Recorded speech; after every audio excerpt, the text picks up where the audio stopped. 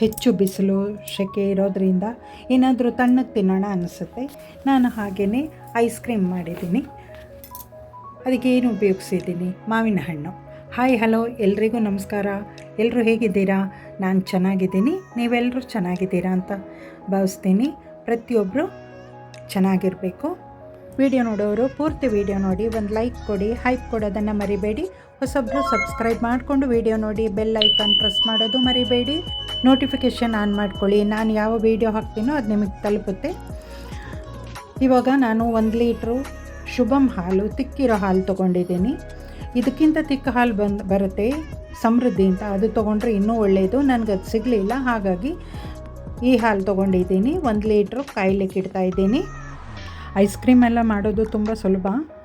ಇವಾಗ ಮಾವಿನ ಹಣ್ಣಿನ ಸೀಸನ್ ಆಗಿರೋದ್ರಿಂದ ಮಾವಿನ ಹಣ್ಣಿನ ಐಸ್ ಕ್ರೀಮ್ ಮಾಡೋಣ ಅನ್ನಿಸ್ತು.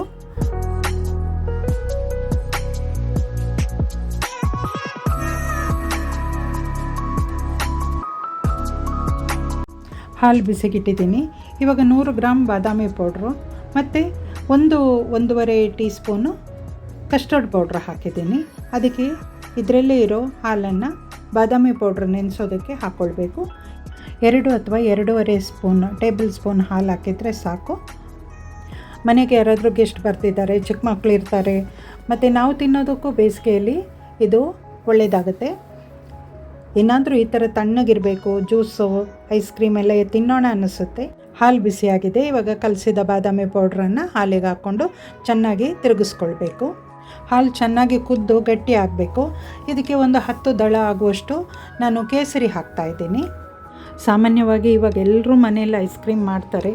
ಬೇಸಿಗೆ ಅಂದರೆ ಅಂತೂ ಖಂಡಿತವಾಗೂ ಒಂದು ಬೇಸಿಗೆ ಮುಗಿಯೋದ್ರಲ್ಲಿ 3-4 ಸರ್ತಿ ಐಸ್ ಕ್ರೀಮ್ ಮಾಡೇ ಮಾಡ್ತಾರೆ. ಇಲ್ಲಿ ನಾನು ಸ್ವಲ್ಪ ಕಡಿಮೆನೇ ಸಕ್ಕರೆ ಹಾಕಿದ್ದೀನಿ, ಯಾಕೆಂದರೆ ಬಾದಾಮಿ ಪೌಡ್ರಲ್ಲೂ ಸ್ವಲ್ಪ ಸಕ್ಕರೆ ಇದೆ, ಮತ್ತು ಮಾವಿನ ಹಣ್ಣು ಸ್ವೀಟಾಗಿರುತ್ತೆ, ಹಾಲು ಕೂಡ ಸ್ವೀಟ್ ಅಲ್ವಾ, ಹಾಗಾಗಿ ಸಕ್ಕರೆ ಕಡಿಮೆ ಸಾಕು. ನೋಡಿ, ಹಾಲು ಕುದ್ದು ಕಡಿಮೆ ಆಗಿದೆ. ಇವಾಗ ಮಾವಿನ ಹಣ್ಣಿನ ಸಿಪ್ಪೆ ಎಲ್ಲ ತಗೊಳ್ಬೇಕು. ನಾನು ಮಲ್ಲಿಕ ತೊಗೊಂಡಿದ್ದೀನಿ, ಯಾವುದಾದ್ರೂ ತೊಗೊಳ್ಬೋದು. ನೋಡಿ ರುಚಿಯಾಗಿರೋದು. ಇವಾಗೆಲ್ಲ ಒಳ್ಳೆ ಮಾವಿನ ಹಣ್ಣು ತೊಗೊಂಡ್ರೆ ಆಯಿತು. ಸ್ವೀಟ್ ಇರಬೇಕು ಸ್ವಲ್ಪ ಮಾವಿನ ಹಣ್ಣು ಕೂಡ. Ice cream ಚೆನ್ನಾಗಾಗಬೇಕಲ್ವ. 1 ಲೀಟ್ರ್ ಹಾಲಿಗೆ 1 ದೊಡ್ಡ ಮಾವಿನ ಹಣ್ಣು ತೊಗೊಂಡಿದ್ದೀನಿ. ಇಷ್ಟು ಬೇಕಾಗುತ್ತೆ. ನಾನು ಈ ರೀತಿಯಲ್ಲಿ ಮಾವಿನ ಹಣ್ಣು ಹಾಕಿ ಐಸ್ ಕ್ರೀಮ್ ಮಾಡಿರೋದು ವಿಡಿಯೋ ನೋಡೋರಿಗೆ ಇಷ್ಟ ಆಯಿತು ಅಂದರೆ ನೀವು ಈ ರೀತಿಯಲ್ಲಿ ಒಂದು ಸರ್ತಿ ಟ್ರೈ ಮಾಡಿ ಅಂತ ಹೇಳ್ತೀನಿ. ಇಷ್ಟ ಆಯಿತು ಅಂದರೆ ನಿಮ್ಮ ಫ್ಯಾಮಿಲಿ ಮೆಂಬರ್ಸ್, ಫ್ರೆಂಡ್ಸ್ ಸರ್ಕಲಿಗೂ ಶೇರ್ ಮಾಡಿ. ಕಮೆಂಟ್ ಸೆಕ್ಷನ್ನಲ್ಲಿ ಕಮೆಂಟ್ ಹಾಕೋದು ಮರಿಬೇಡಿ. ಹೇಗೆ ಮಾಡಿದ್ದೀನಿ ಅಂತ ಒಂದು ಕಮೆಂಟ್ ಹಾಕಿ ಅಂತ ಕೇಳ್ಕೊಳ್ತೀನಿ. ನಿಮ್ಮ ಕಮೆಂಟ್ ಓದೋದಕ್ಕೆ ಇಷ್ಟಪಟ್ಟು ಕಾಯ್ತಾ ಇರ್ತೀನಿ. ಮಾವಿನ ಹಣ್ಣನ್ನೆಲ್ಲ ತೆಗೆದು ಅರ್ಧ ಭಾಗದಷ್ಟು ಸ್ವಲ್ಪ ದೊಡ್ಡ ಪೀಸ್ ಮತ್ತು ಅರ್ಧ ಭಾಗದಷ್ಟು ಸ್ವಲ್ಪ ಸಣ್ಣದಾಗಿ ಕಟ್ ಮಾಡಿ ಇಟ್ಕೊಳ್ತೀನಿ.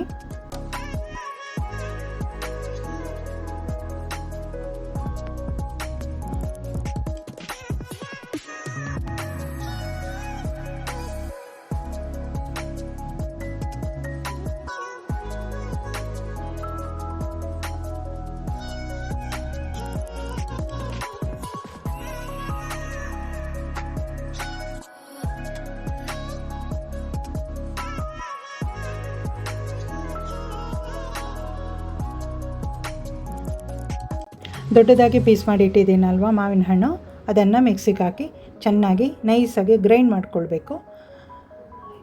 ಇವಾಗ ಅದನ್ನು ತಣ್ಣಗಾದ ಹಾಲು ಇದೆಯಲ್ಲ ಅದಕ್ಕೆ ಹಾಕ್ಕೊಳ್ಬೇಕು. ಹಾಲು ತಣ್ಣಗಿರಬೇಕು, ಅದಕ್ಕೆ ಹಾಕ್ಕೊಂಡು ಇವಾಗ ಎಲೆಕ್ಟ್ರಿಕ್ ಬೀಟರಲ್ಲಿ ಅದನ್ನ ಬೀಟ್ ಮಾಡಿಕೊಳ್ಬೇಕು. ನಾನು ಇದಕ್ಕೆ ಏಲಕ್ಕಿ ಹಾಕ್ತಾಯಿಲ್ಲ, ಏಕೆಂದರೆ ಇದು ಮಾವಿನ ಹಣ್ಣಿಂದ ಅಲ್ವಾ, ಆ ಪರಿಮಳನೇ ಇರಬೇಕು ಅಂತೇಳಿ ಏಲಕ್ಕಿ ಹಾಕ್ತಾಯಿಲ್ಲ. ಇವಾಗ ಫ್ರೆಶ್ ಕ್ರೀಮು ಒಂದು 100 ಗ್ರಾಮಷ್ಟು ಹಾಕ್ಕೊಳ್ತಾ ಇದ್ದೀನಿ.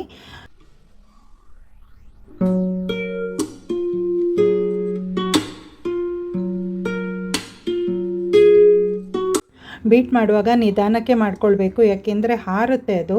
ನೋಡಿಕೊಂಡು ಸ್ಲೋ ಆಗಿ ಇಟ್ಕೊಂಡು ಬೀಟ್ ಮಾಡಿಕೊಂಡಷ್ಟು ಒಳ್ಳೆಯದು. ಬೀಟ್ ಮಾಡ್ತಾ ಮಾಡ್ತಾ ಹಾಲು ತಿಕ್ಕಾಗ್ಲಿಕ್ಕೆ ಶುರು ಆಗುತ್ತೆ. ಇಷ್ಟು ತಿಕ್ಕಾದರೆ ಸಾಕಾಗುತ್ತೆ. ಈ ಹಾಲಿಗೆ ಇವಾಗ ನಾವು ಸಣ್ಣದಾಗಿ ಹೆಚ್ಚಿಟ್ಟಿದ್ದೀವಲ್ವ ಮಾವಿನ ಹಣ್ಣು, ಅದನ್ನು ಕೂಡ ಹಾಕ್ಕೊಳ್ಬೇಕು.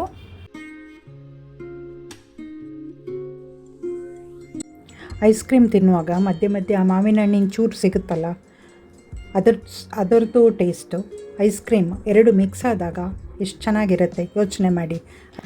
ಐಸ್ ಕ್ರೀಮ್ ತಿನ್ನುವಾಗ ಮಧ್ಯೆ ಮಧ್ಯೆ ಹಣ್ಣು ಕೂಡ ಸಿಗ್ತಾ ಇರಬೇಕು. ಇವಾಗ ಎಲ್ಲ ಚೆನ್ನಾಗಿ ಮಿಕ್ಸ್ ಮಾಡ್ಕೊಂಡಿದ್ದಾಗಿದೆ.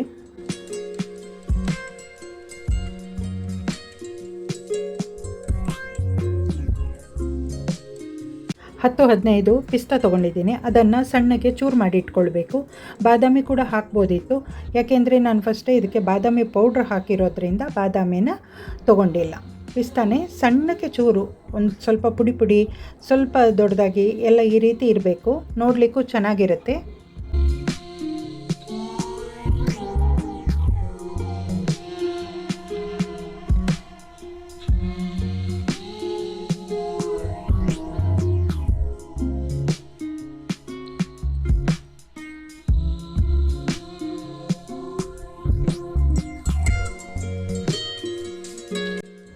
ಐಸ್ ಕ್ರೀಮ್ ಮಿಕ್ಸ್ ಇದೆಯಲ್ವ, ಅದನ್ನು ಈ ಗ್ಲಾಸ್ ಬೌಲಲ್ಲಿ ಹಾಕಿಡ್ತಾ ಇದ್ದೀನಿ. ಒಟ್ಟಿನಲ್ಲಿ ಗಾಳಿ ಆಡದ ಹಾಗೆ ನೋಡಿಕೊಳ್ಬೇಕು. ಏರ್ ಟೈಟ್ ಕಂಟೈನರ್ ಅದರಲ್ಲೇ ಹಾಕಿಟ್ರೆ ತುಂಬ ಒಳ್ಳೆಯದು. ನಾನು ಇದಕ್ಕೂ ಕೂಡ ಮೇಲೆ ಒಂದು ಬಟರ್ ಶೀಟ್ ಹಾಕಿನೇ ಇಡ್ತಾ ಇದ್ದೀನಿ, ಇಲ್ಲ ಅಂದರೆ ಅದು ಒಂಥರ ಮೇಲೆ ಐಸ್ ಥರ ಬಂದಿರುತ್ತೆ. ಹಾಗಾಗಿ ಬಟರ್ ಪೇಪರ್ ಇಟ್ಟು ನಾನು ಕ್ಲೋಸ್ ಮಾಡ್ತಾ ಇದ್ದೀನಿ, ಲಿಡ್ ಕ್ಲೋಸ್ ಮಾಡ್ತೀನಿ. ಇದರ ಮೇಲೆ ಇವಾಗ ಕಟ್ ಮಾಡಿ ಇಟ್ಟಿದ್ದೀನಲ್ವ ಪಿಸ್ತಾಚೋರು, ಅದನ್ನು ಅಲಂಕಾರಕ್ಕೂ ಆಯಿತು, ಮತ್ತು ಡ್ರೈ ನಟ್ಸು ನಮಗೆ ಆರೋಗ್ಯಕ್ಕೂ ಕೂಡ ಒಳ್ಳೆಯದು, ಹಾಗಾಗಿ ಹಾಕ್ತಾಯಿದ್ದೀನಿ. ಮತ್ತು ಸ್ವಲ್ಪ ಜಾಸ್ತಿ ಆಗಿತ್ತು, ಅದನ್ನು ಒಂದು ಸಣ್ಣ ಮಡಿಕೆ ಥರ ಇತ್ತು ನಮ್ಮ ಮನೆಯಲ್ಲಿ, ಕಾಫಿ ಕಪ್ ಅದು ನಾವು ಕಾಶಿಗೆ ಹೋದಾಗ ಕಾಫಿ ಕುಡಿಯೋಕ್ಕೆಲ್ಲ ಅಲ್ಲಿ ಇದೇ ಕೊಡ್ತಾಯಿದ್ರು. ಅದನ್ನು ನಾನು ಹಾಗೇ ತಂದಿದ್ದೆ, ಅದರಲ್ಲೂ ಸ್ವಲ್ಪ 1 ಕಪ್ ಆಗುವಷ್ಟು ಹಾಕಿಟ್ಟಿದ್ದೀನಿ. ಈ ರೀತಿಯಲ್ಲಿ ಮಾವಿನ ಹಣ್ಣು ಹಾಕಿ ಐಸ್ ಕ್ರೀಮ್ ಮಾಡಿದ್ದು ವಿಡಿಯೋ ನೋಡೋರಿಗೆ ಇಷ್ಟವಾಗಿದೆ ಅಂತ ಭಾವಿಸ್ತೀನಿ. ಇಷ್ಟವಾದವರು ಸಪೋರ್ಟ್ ಮಾಡೋದು, ಶೇರ್ ಮಾಡೋದು ಮರಿಬೇಡಿ. ಹೊಸಬ್ರು ಸಬ್ಸ್ಕ್ರೈಬ್ ಮಾಡಿಕೊಂಡು ವಿಡಿಯೋ ನೋಡಿ ಅಂತ ಮತ್ತೊಮ್ಮೆ ಕೇಳ್ತಾ ಇದ್ದೀನಿ. ಈ ಐಸ್ ಕ್ರೀಮು ಸಂಜೆ ಮಾಡಿದ್ದೀನಿ. ಇದು ಒಂದು 5-6 ದಿವಸದ್ದು ಹಳೆ ವಿಡಿಯೋ, ಅಂದರೆ ರಾತ್ರಿ ಇಡೀ ಇದನ್ನು ಫ್ರಿಜ್ಜಲ್ಲಿ ಇಡೋದಕ್ಕೆ ತುಂಬ ಅನುಕೂಲ ಆಗುತ್ತೆ. ಇದು ಸೆಟ್ ಆಗಲಿಕ್ಕೆ ಟೈಮ್ ಬೇಕಾಗುತ್ತೆ, ಹಾಗಾಗಿ ಒಂದು ರಾತ್ರಿ ಪೂರ್ತಿ ಫ್ರಿಜ್ಜಲ್ಲಿ ಇಡ್ತಾ ಇದ್ದೀನಿ. ಮಾರನೇ ದಿನ ಬೆಳಗ್ಗೆ ಐಸ್ ಕ್ರೀಮ್ ಚೆನ್ನಾಗಿ ಸೆಟ್ ಆಗಿತ್ತು. ಐಸ್ ಕ್ರೀಮನ್ನು ಫ್ರಿಜ್ಜಿಂದ ತೆಗೆದು 1-2 ನಿಮಿಷ ಕಾಲ ನಾವು ಹೊರಗಡೆ ಇಡಬೇಕು. ಆವಾಗ ನೀಟಾಗಿ ಅದು ತೆಗಿಲಿಕ್ಕೆ ಬರುತ್ತೆ, ಇಲ್ಲಾಂದರೆ ಸ್ವಲ್ಪ ಗಟ್ಟಿ ಥರ ಇರುತ್ತೆ.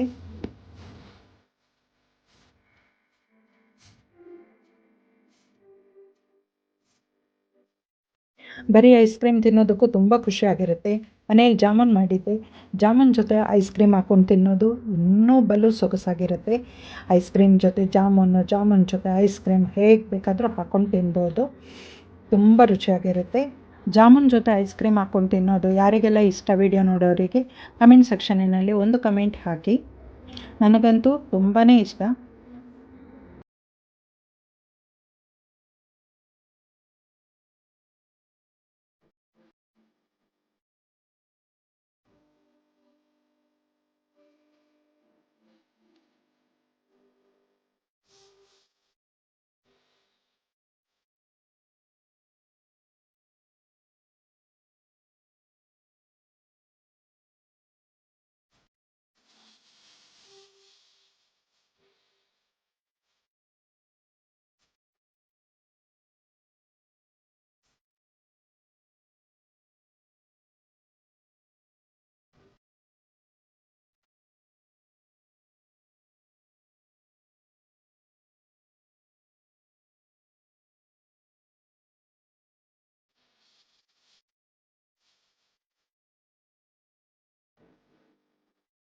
ವಿಡಿಯೋ ನೋಡೋರು ಪೂರ್ತಿ ವಿಡಿಯೋ ನೋಡಿದ್ದೀರಾ ಅಂತ ಭಾವಿಸ್ತೀನಿ.